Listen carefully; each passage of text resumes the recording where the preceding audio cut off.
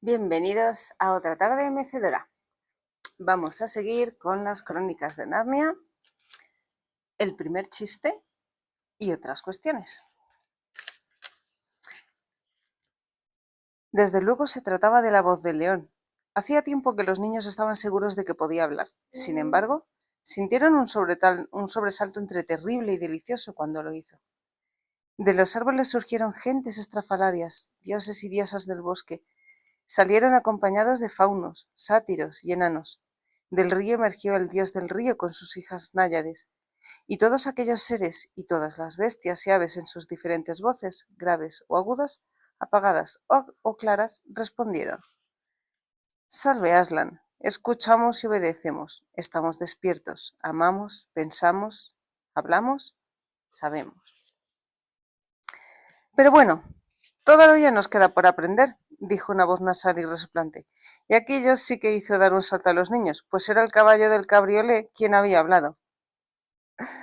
El bueno de Fresón, dijo Polly. Me alegro de que fuera uno de los que eligió para ser una bestia parlante. Caray, dijo el cochero, que se hallaba ahora de pie junto a los niños. Ya decía yo que este caballo era muy listo. Criaturas, os doy vuestro ser, dijo la voz potente y alegre de Aslan. Os entrego para siempre este país de Narnia. Os doy los bosques, las frutas, los ríos. Os doy las estrellas y me entrego yo mismo a vosotros. Las criaturas mudas que no he elegido también os pertenecen. Tratadlas con cariño y amadlas, pero no volváis a comportaros como ellas. No sea que dejéis de ser bestias parlantes, pues provenís de ellas y a ellas podéis regresar. No lo hagáis. No, Aslan, no lo haremos, dijeron todos. Y un descarado cuervo añadió en voz alta: ni hablar.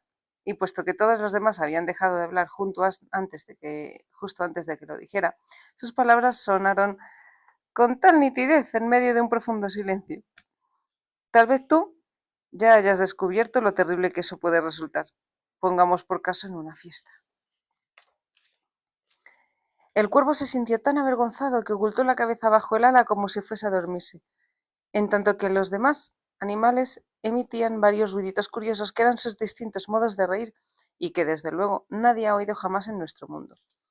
Al principio intentaron contener la risa, pero Aslan dijo: Reíd y no temáis, criaturas, ahora que ya no sois mudas ni necias, no tenéis por qué mostraros siempre solemnes, pues los chistes, igual que la justicia, van unidos al habla.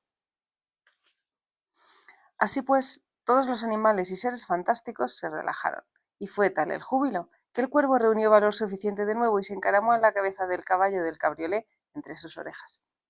Aplaudió con las alas y dijo: Aslan, Aslan, me he inventado el primer chiste. ¿Le contarán siempre a todo el mundo cómo inventé el primer chiste? No, amiguito, no has inventado el primer chiste, simplemente has sido el primer chiste.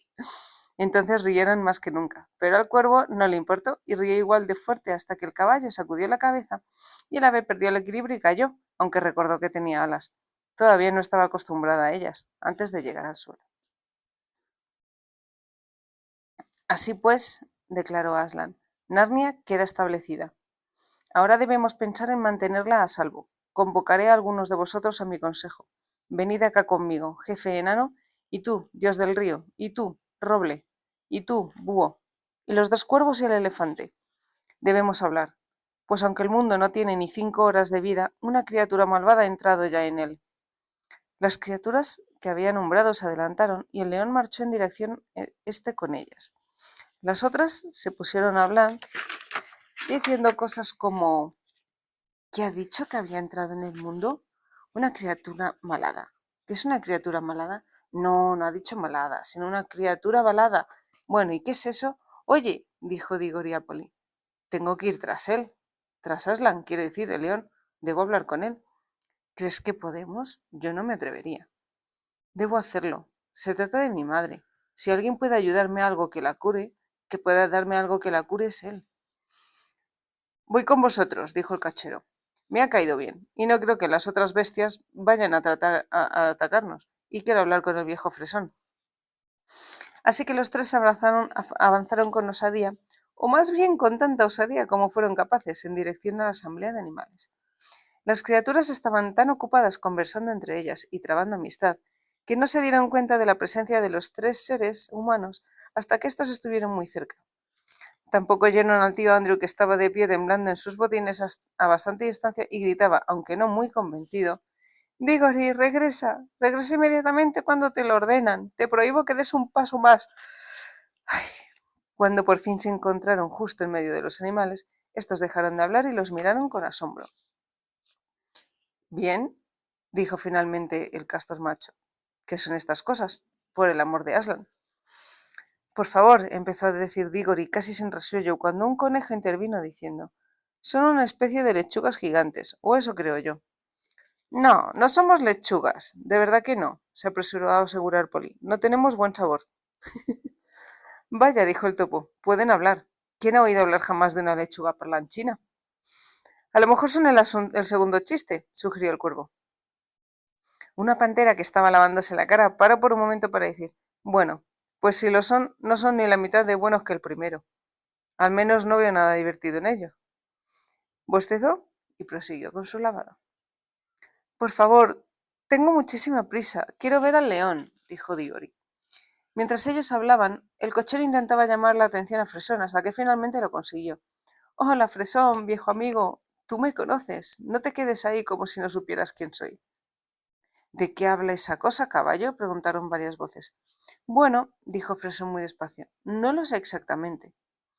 Creo que a muchos de nosotros todavía nos queda mucho por aprender, pero tengo una vaga idea de haber visto algo parecido. Me da la sensación de haber vivido en otro lugar, o haber sido otra cosa, antes de que Aslan nos despertara a todos hace unos minutos. Está todo muy confuso, es como un sueño, pero en él había cosas similares a otros 3. ¿Qué? ¿No me conoces? Yo que te daba una papilla de salvado caliente las noches que estabas alicaído, yo que te cepillaba bien, yo que nunca olvidaba ponerte la manta cuando hacía frío. Nunca lo hubiera dicho, Fresón. Ahora empiezo a recordar, dijo pensativo el caballo. Sí, deja que piense. Sí. Solías atar una horrible cosa negra a mi espalda y luego me pegabas para que corriera. Y por muy lejos que llegara esa cosa negra venía siempre traqueteando detrás de mí. Había que ganarse el pan, ¿sabes? Respondió el cochero. Tú y yo, los dos. Y sin trabajo ni látigo no habría habido establo, ni heno, ni papilla de salvado, y tampoco avena, porque a ti te gustaba la avena, nadie lo negará. ¿Avena? Inquirió el caballo, irguiendo las orejas. Sí, recuerdo vagamente. Sí, empiezo a recordar cada vez más cosas. Siempre estaba sentado muy erguido en algún lugar detrás de mí, y yo siempre corría delante tirando de ti de la cosa negra. Sé que yo hacía todo el trabajo. En verano, lo admito, trabajo abrasador para ti y un asiento fresco para mí. Pero ¿qué del invierno, cuando tú te mantenías caliente y yo estaba sentado allá arriba con los pies como témpanos de hielo, la nariz enrojecida por el viento helado y las manos tan agarrotadas que apenas podía sujetar las riendas? Era un país duro y cruel, dijo Fresón. No había hierba, todo eran piedras duras. Qué razón tienes, compañero, asintió el cochero. El mundo es duro. Siempre he dicho que los adoquines no son buenos para los caballos. Pero sí es Londres, ya lo creo. A mí me gusta tan poco como a ti. Tú eras un caballo de campo y yo era un hombre de campo. Hasta cantaba en el coro, ya lo creo que sí. Pero en el campo no podía ganarme la vida. Basta, por favor, intervino Diori. Podríamos seguir. El león se aleja cada vez más y es urgentísimo que hable con él. Mira, Fresón, el joven está preocupado porque necesita hablar con el león. Es el que llamáis Aslan. ¿Por qué no le dejas montar sobre tu lomo, cosa que él agradecerá muchísimo, y lo llevas trotando hasta el león? Y la jovencita y yo seguiremos a pie. ¿Montar? Inquirió el animal. Ah, ahora recuerdo. Significa sentarse sobre mi lomo. Recuerdo que había un pequeño de 2 patas como tú que lo hacía mucho tiempo atrás. Acostumbraba a darme pequeños terrones cuadrados de una sustancia blanca. Tenían un sabor maravilloso, más dulce que la hierba. Debía de ser azúcar, dijo el cochero. Por favor, Fresón, deja que suba y llévame hasta Aslan. Bueno, no me importa, pero solo una vez, sube. Ven, chico, Fresón, dijo el cochero. Vamos, jovencito, te echaré una mano. Diggory no tardó en estar instalado sobre el lomo del animal, y bastante cómodo además, pues ya había montado sin silla antes en su pony. ¡Arre, fresón! ¿No tendrás por casualidad un poco de esa sustancia blanca, supongo? No, me temo que no. Bueno, ¿qué le vamos a hacer? Y se pusieron en marcha. En aquel momento, un enorme bulldog que había estado olisqueando y mirando con suma atención dijo: Mirad, ¿no hay ahí otra de esas criaturas curiosas? Ahí, junto al río, bajo los árboles. Entonces todos los animales miraron y vieron al tío Andrew de pie, muy quieto entre los rododendros y confiando en que nadie advirtiera su presencia. Vamos, dijeron varias voces, vayamos a averiguarlo. Así que mientras Fresón se alejaba trotando a buen paso con Diggory en una dirección, con Polly y el cochero siguiéndolos a pie, la mayoría de las criaturas corrieron hacia el tío Andrew entre rugidos, ladridos, gruñidos y otros ruidos que indicaban un alegre interés. Ahora debemos retroceder un poco y explicar cómo había interpretado toda la escena el tío Andrew. Esta no le había producido la misma impresión que al cochero y a los niños, pues lo que uno ve y oye depende en gran medida del lugar donde esté, y también depende de la clase de persona que uno sea. Desde el momento en que habían aparecido los animales, el tío Andrew había ido retrocediendo más y más hacia el interior del bosquecillo. Los observaba con suma atención, pero lo que atraía su interés no era ver lo que hacían, sino vigilar por si se abalanzaban sobre él. Al igual que la bruja, era sumamente práctico. No se dio cuenta de que Aslan elegía una pareja de cada clase de animales. Todo lo que vio o creyó ver fue a un montón de peligrosos animales salvajes que deambulaban de un modo impreciso, y no dejó de preguntarse por qué los otros animales no huían del enorme león. Cuando llegó el gran momento y las bestias hablaron, no se enteró absolutamente de nada, por un motivo muy interesante. Cuando el león había empezado a cantar por primera vez, hacía ya mucho rato, cuando todo estaba aún bastante oscuro, había comprendido que el ruido era una canción y ésta no le había gustado nada. Le hacía pensar y sentir cosas que no quería pensar ni sentir. Luego, cuando salió el sol y vio que el cantor era un león, nada más que un león, como se dijo para sus adentros, intentó por todos los medios convencerse de que no cantaba y jamás había cantado, de que solo rugía como lo haría cualquier león en un zoológico de nuestro mundo. Es imposible que haya cantado, pensó. Debo de habérmelo imaginado. No he hecho nada para impedir que mis nervios se descontrolen. ¿Quién ha oído jamás que un león pueda cantar? Y cuanto más bellamente cantaba el animal, con más ahínco intentaba el tío Andrew convencerse de que no oía otra cosa que rugidos. Ahora bien, el principal inconveniente de intentar volverse más estúpido de lo que realmente se es que muy a menudo se consigue. El tío Andrew lo consiguió. Pronto ya no oyó nada más que rugidos en la canción de Aslan. Al poco rato habría sido incapaz de oír otra cosa aunque lo hubiera deseado. Y cuando por fin el león habló y dijo: Narnia despierta, no oyó palabras, oyó únicamente un gruñido. Luego, cuando los animales hablaron en respuesta, a él solo le llegaron ladridos, gruñidos y aullidos. Y cuando rieron, bueno, resulta fácil imaginárselo. Aquello fue peor para el tío Andrew que cualquier cosa que hubiera sucedido hasta entonces. Las bestias hambrientas emitieron el clamor más horrendo y ávido de sangre que había oído en toda su vida. Luego, con gran cólera y horror por su parte, vio como los otros 3 humanos salían a campo abierto para ir al encuentro de los animales. ¡Idiotas!, dijo para sí. Ahora esas bestias se comerán los anillos junto con los niños y jamás podré regresar a casa. ¡Qué muchacho más egoísta es Diggory! Y los otros son iguales. Si quieren desperdiciar su vida es cosa suya, pero ¿qué sucede conmigo? Les importa un rábano, nadie piensa en mí.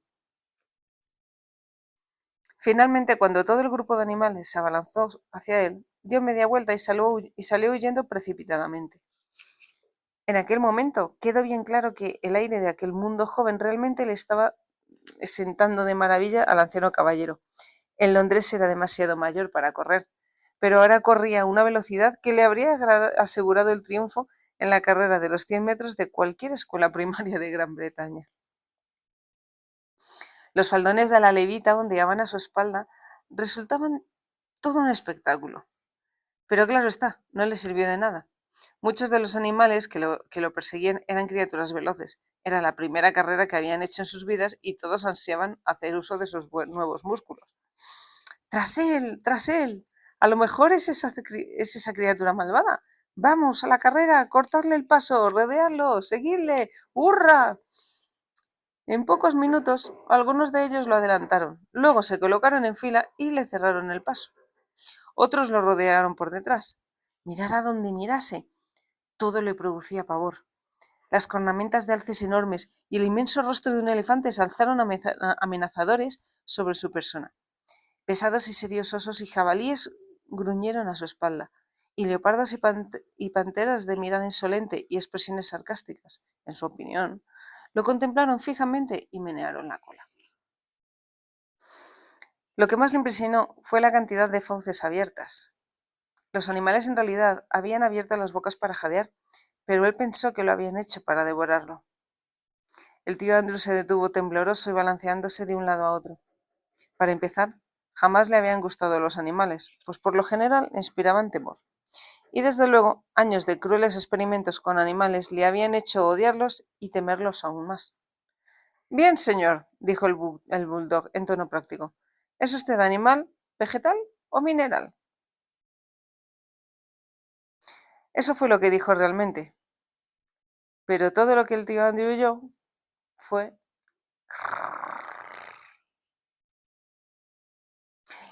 Y con esta fábula fantabulosa, hasta otro día de mecedora.